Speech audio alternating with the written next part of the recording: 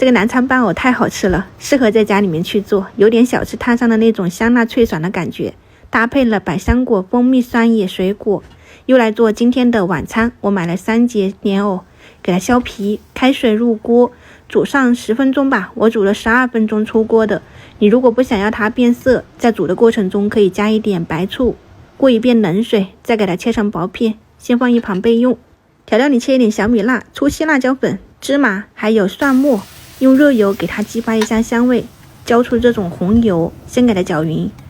酱汁的话呢，就是生抽、酱油，来一点蚝油提鲜，还有盐、味精或者是鸡精，先给它们搅匀，试一下咸淡。我这里捞出来了一小部分哈，等一下要做别的菜，然后再加入一点白糖跟那个陈醋，搅拌均匀就可以倒进去了哈。这个味道真的很好吃，就是煮藕的过程中你要一整个去煮，不要给它切成片，整个煮熟再去切，莲藕的香味和那种拉丝粘稠度会更浓郁，可以去尝试。我拌开了以后试一下味道，觉得可以了，就剩余的调料就没有加了。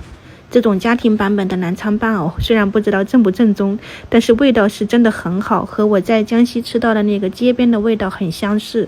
好久没有吃西子花甲粉丝包了，今天用的锡纸盒，下面垫了一点金针菇，泡好的浓口粉丝，泡了1天的花甲，刚刚捞出来的酱汁，一点新鲜的蒜末，我还放了一勺剁辣椒淋入开水。他们的是这一盒不辣的，调料你就参考一下我刚刚打出来这一些，盖上锡纸，给它用个中火焖熟就可以了。我本来打算自己做碗的哈，但这个锡纸好薄，根本就做不好。之前在店里面吃它那个锡纸做的那个碗很厚。前2天做的酱油黄瓜，一家人都很喜欢，我觉得很简单，就是淋上一点生抽，还试了一下，上次有朋友说里面挤上一点芥末会更好吃，今天确实还可以，特别适合夏天天气热的时候吃。